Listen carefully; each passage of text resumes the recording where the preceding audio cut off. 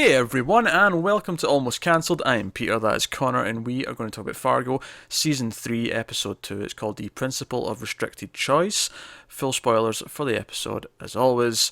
So, the focus, because I feel like last week we had Ray and Nikki. I felt like that was the A-plot last week, and there's still some of them in this episode, but it felt like we shifted more to Emmett, and the VM story was more the A-plot, and everything else took the kind of the back seat. So I guess we start there because that was kind of the most screen time, and I feel like nothing unexpected happened with this. It was kind of just VM moving in more, putting some of his own lackeys, and murdering, of course, the attorney.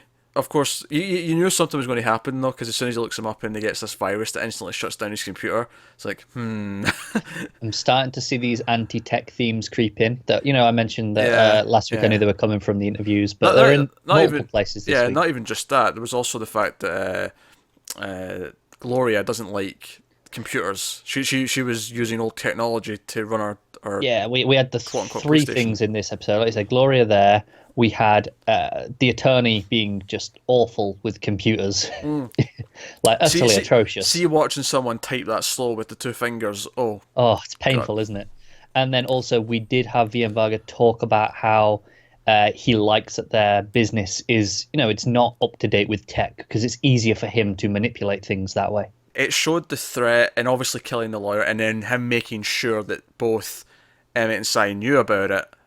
That's why he was dead. It wasn't an accident. It's a proper power play, isn't it? Yeah, and it gives some compelling reasons for why this criminal organization might want the parking lot company, because everything's dealt with in cash, that kind of thing.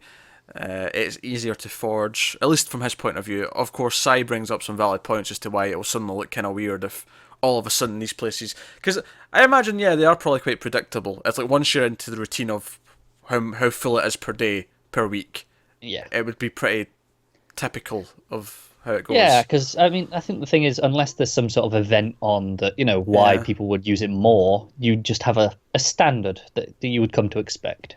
Yeah, it'd be pretty consistent, I imagine. Unless, of course, like the area starts to get run down and there's less places for people to come to, so you'd see it drop. Or if they build a new, shopping centre with lots of stores, that would drive more traffic. It's obvious things, but otherwise you'd have a pretty consistent level throughout. Yeah, and I thought that was, I thought that was at least, I thought an interesting bit of parking lot business that I never thought of in my life before. If we're going to have a season focused on the parking lot king of Minnesota, we might as well learn some of the business while we're at it. By the way, see, every time they say that, it just makes me think of the mattress king. Yeah. That's all I can think of. Yeah. So it's always a used car salesman or a mattress salesman who's the king of something. It is. And this is just kind of close to used cars. It's basically the same, but they're not always there. I was going to say it's in the ballpark, but it's in the parking lot. Oh, that was terrible. I know. I'm sorry. I regret it already. That was dire. So it makes this properly. It shows how sort of scared they are and how much VM's coming in, how imposing he is, despite being he's kind of a goofy character. Not that that's a strange thing to Fargo to have sort of goofy-esque characters be intimidating, but he is very over the top and kind of. He's got those ridiculous, awful teeth, those fake teeth that he's got. He kind of feels like a traditional gangster almost in this world where that doesn't really fit anymore. Yeah. So that was quite a chunk of the plotline, and obviously the death of the attorney was a pretty fun scene because it was the way you kind of knew it was happening with the guy kind of talking to him about how he originally came from Ukraine, and he denies it, but that's what he's... And which is a big theme. There's a lot of Eastern European music playing throughout. Obviously, Gloria goes to question the store attendant that Maurice got the phone book from last episode. And obviously that becomes evident. She okay, this page is where that address would be. Right, so this is grade A evidence, right, I'm taking this in. But there's this weird thing where this store attendant says Maurice was Russian. Yeah, and obviously we know he wasn't. We saw him. Well, at least, I mean, his family could be Russian for all we know, but certainly his accent was not Russian. He did not there was nothing about him that felt Russian. Right, and she questions that. She says, "Oh, was his accent Russian?" And he goes, "No, he must have told me." Which obviously, but we saw this scene play out, and unless my memory is really failing me, he definitely did not mention anything about being Russian in that scene. Which is oddly reminiscent of that. Like, remember last week when VM said he was American despite clearly having an English accent? Yeah, they're really playing with this, aren't they? Yeah, it's odd, and I'm not.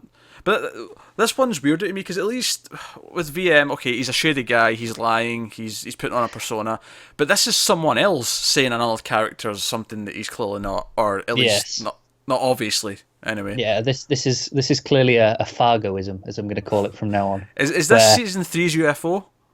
I think it might be, just something where this is just weird.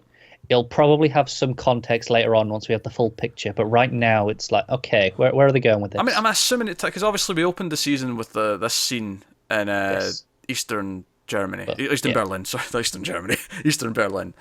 Uh, and obviously that set up some themes. We had Gloria at the start of this episode looking at those books that she found in her stepfather's house, and she thinks this might have been him that wrote the books, like because he had a different name maybe before, and she's not really got proof of that yet. But she had this there was like a newspaper clipping in there of him getting an award, and she thinks it's him, but he's much younger because it's obviously she already knew him. She mainly knew him as an old man, and so I don't know where that's going, like because obviously I feel like her stepdad's like past is clearly going to be a factor in some capacity because she's found these books. At least thematically, it has to be a theme. It has to come up, but it's so unrelated to everything else. At least because everything else kind of connects. Okay, maybe VM's plot with the company doesn't connect to everything else, but it goes to Emmett, and then Emmett goes to Ray, and Ray goes to all the other stuff that he's doing with stealing the stamp and everything Yeah, else. everything links in kind of naturally, like Yeah. roughly where you'd expect it to.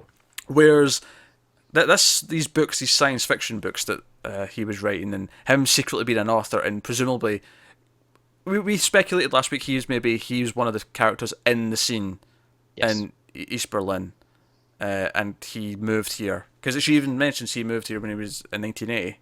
Yeah, which is kind of right around that time, isn't it? Yeah, so it begs a lot of questions. I'm not really sure where it's going yet with this. Thematically, it's playing with a lot of those things.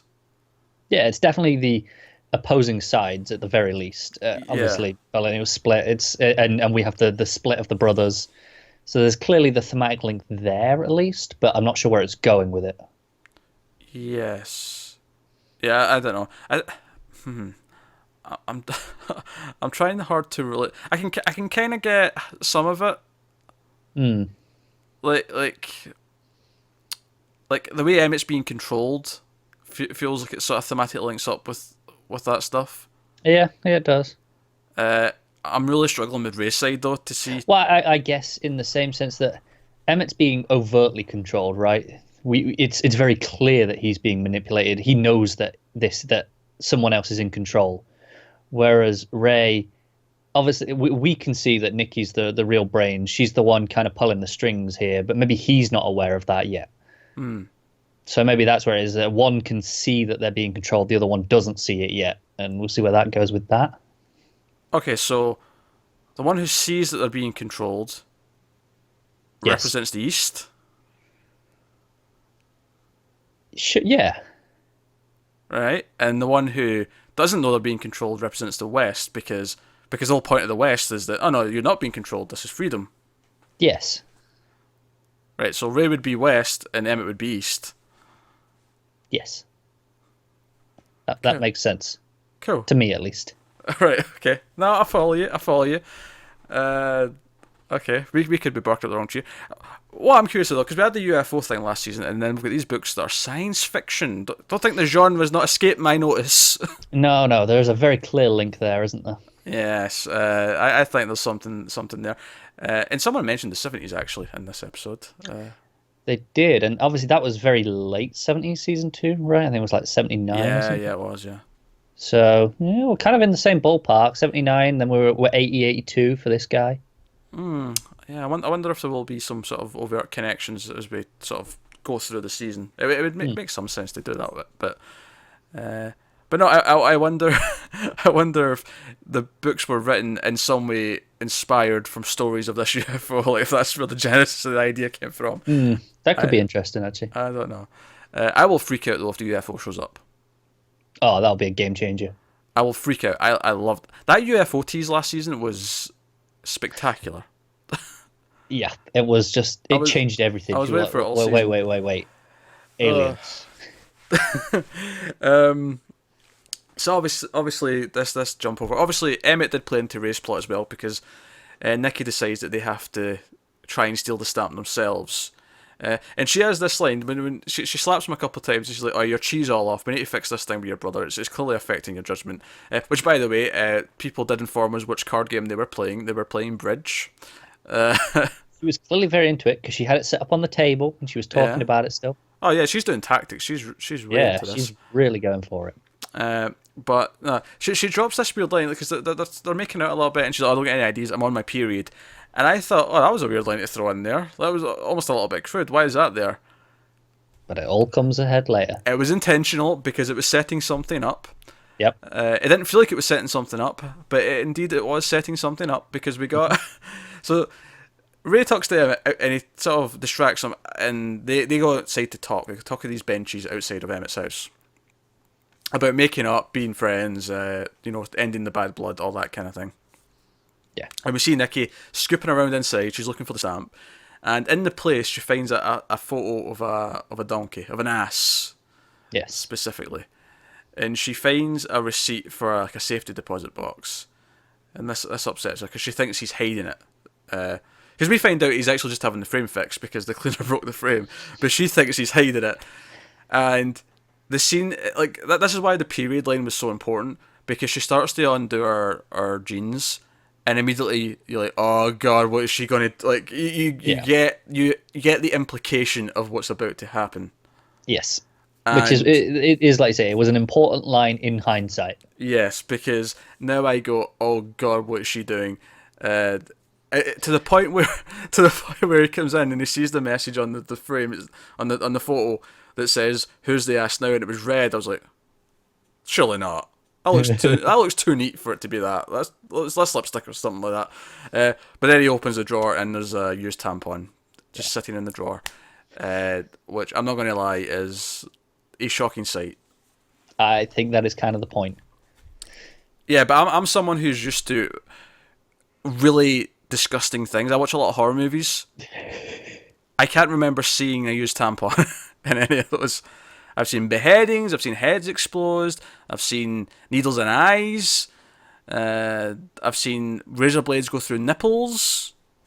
Yeah. To varying degrees of cringy, but I was like, but when I saw a used tampon, I was like, oh, why did you go there? I was like, oh god, all right. I think it is amusing, like you say, that she's overcomplicated the situation. Well, she has, because had she just left. Emmett would never have known that this was a sting operation, and he wouldn't have rebelled against them, and it'd have been fine. He'd have just thought they'd made up, and that's okay. But because she's left this message, it's such a Fargo thing, though, isn't it? Yeah. Well, it's not quite as Fargo as when Sai goes to see Emmett. No, not quite. To tell him that he will not be allowed to. Oh, sorry, see Ray. Yeah. Well, forgive the mistake, but I know. Same actor. But he goes to see Ray, and he tells him that he's not going to see his brother anymore, and he insults him. And obviously, it's funny enough because Ray does the whole thing with the finger, where he pulls the. I've got something. Yeah, I've got something for you as well, and he pulls it out, and it's all very amusing. And then he does it again as he sees it. He traps in the window, and he's like, "Hey, Sai, here's another finger for you." And then Sai, in his ridiculous car, his ridiculous big muscle car, backs into. And we know that he bargained for this car. Ray, we know how important this car is to, kind of most of his life at this stage. Yeah, it's basically the one viable thing he has left, even though it's not that valuable anymore because it's a piece of shit now. But to be fair, it's on him. He's not taking care of it. No, but there's also the sentimental value of it, I'm sure. Yeah. So he backs into it, and then he backs into it again, and then as he drives off, he puts his hand through the sunroof and gives him the finger back. but And then not. smashes some other woman's Yeah, car. and then smashes some other woman's car, which is probably the perfect punchline on the scene. It was a very, very funny Fargo-esque scene, but It was. it was good stuff. So nah, so that was pretty cool. So I think other points we've not hit on yet. We've not hit on the fact that, I mean, I think we knew this last episode to an extent. It was mentioned, but we got to see the full effect of it. Uh, Gloria is no longer the chief of the police because their department has been swallowed into the county. So they've got a new boss from the county, played by Shea Wiggum, who's an actor I like. He's popped up in a lot of things. He was in Kong most recently. Oh, I was wondering where I'd seen him from. He was in a horror movie called Splinter as well. He pops up in a lot of stuff. He's one of those actors who just he pops up Yeah, all it over was the one of those where I place. was like, I know his face. I wouldn't tell you where he's from Yeah. off the top of my head, but it's like I definitely knew him. Yeah, I like him a lot though. So we've got this new power play thing where she has to answer to him now. She's got a boss which she wasn't used to having before. So now she's going to be forced to use a computer. And Yeah, and hopefully update their police station. I use yes, the term very lightly there. it looked like a library. It did. And they talk about how they didn't have cells, they had a storeroom. Yeah, they had a storeroom that locked. that, was, Yeah. that was basically the thing. Which, if the siege on the police station last season is anything to go by, I could see some fun stuff with this library popping up. If this is the stronghold that they've Yeah. got to maintain. Oh dear. So I think going forward into the season, we have this thing with her where she has to answer to someone. We have the technology theme that I think it's also going to be the weird undoing of the villains almost. Like I feel like even though they've used the technology to have the virus to monitor people, I have to wonder at the same time VM's whole plan is because this business doesn't operate on new mechanics, it still operates on cash. Yeah, what I would say ultimately is they're so resistant to technology that eventually they're going to be forced. Technology will just take over anyway because that's where the state of the world is, and they'll be forced to update with it. They won't be given a choice any longer, and that will drive them out essentially. Yeah. And I think because even though they do use it to an extent, the fact that they still have to handle in cash, the fact that they have to do it without like a trace, it gets harder. The more you have to keep digital records, the more things are done electronically, the harder it becomes to launder, essentially. So I think that'll be a theme, and I wonder if that plays into the whole East-West theme because like I mean it's more how true this is. I don't know, but there's a constant running joke, especially in the old days when the Cold War was on, where Eastern Russia was a little bit behind developmentally speaking. Yeah, And you could argue that Minnesota is probably in terms of climate, is the most like Eastern Russia in the US. well, that's true. Maybe that's why it attracts some of these characters because they're like, oh, it's a similar climate to what to what I'm used to what I Yeah. grew up with. I can see that. Yeah, I wonder if that maybe links into it, and that's why this criminal organization wants to use. I think it's I think maybe even just on a broader sense than that, it's you know the West was the idea of the freedom, and they were willing to look forward and advance, whereas these guys they're stuck in their ways and they don't want to move forward. They like their systems, and that's what ultimately costs them. And I think it's interesting that it's both VM and Gloria who are stuck in their ways. Yeah, both essentially the hero and the villain of the Yeah, piece. Yeah, that's interesting parallels there. That could play into it later as they try to catch. Maybe that's why she might be the perfect person to try and catch him eventually because she yeah. does think in a different way to everyone else. She uses different methods. I don't know. Do you know what? I do have a question about Gloria though. What is going on with her and the automatic doors? That's true. That's twice now. That's Yeah. twice. Because Yeah. once I just dismissed it, but twice now they've made a point of showing us that they don't work for her. Yeah, well, that goes back to the technology thing. Maybe it's that not only does she not like technology doesn't like her. Could be, could be that just as simple as that. Have we somehow spun into an artificial intelligence plot here? Where I feel like we're about to go into a Black Mirror episode. I'm not entirely sure what this is going at, but it's twice it makes you think it's like okay, there's something there, and maybe it is just the technology thing, but I don't know. I mean, thematically, is it saying that she's not recognised by technology because she refuses to recognise it as a tool? Okay. I don't know. I'm theorizing. Interesting. Do you know what? I did not know when we started this review. We'd be talking about possibilities of UFOs returning, connections to the science fiction stuff from season 2, artificial intelligence, and like East West Berlin. I didn't realize we were going to go down all these rabbit holes. No, but it just kind of went there, didn't it? At least some of it's valid. I'm not sure all of it is. Some of it I think we just pulled out of our ass. It could be most of it, to be fair. It could be. But we're getting more information as we go. We're learning more about what's going on. Also, one little small funny point I did like is that Ray's wearing 2 different shoes because when he's doing like the pee tests with some of the convicts, they sometimes hit him in the shoes, so he changes his shoes.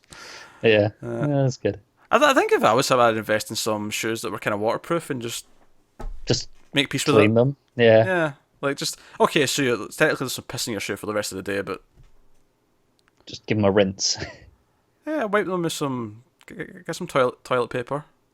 Give them a wipe. Just get some like alcohol wipes or something. Or just Yeah, really go for it. or just a thought. Stand about a couple of feet back. Because we saw him, he was like leaning on the urinal next to them, like really paying attention to the whole process. He's very dedicated to his job. Which, speaking of, I loved how nonchalant his boss was. It was like, this guy didn't show up after his piss test failed, and it's like, well, just do your job then, damn it, go. Why are you bothering me? Yes. So I'm actually really interested in what Nikki and Ray's next move's going to be. Yeah, me too. Because at the minute they kind of seem like, okay, we got away with it. Are we just going to follow them on their bridge escapades? Is that the plan? Because I wonder if the plots will.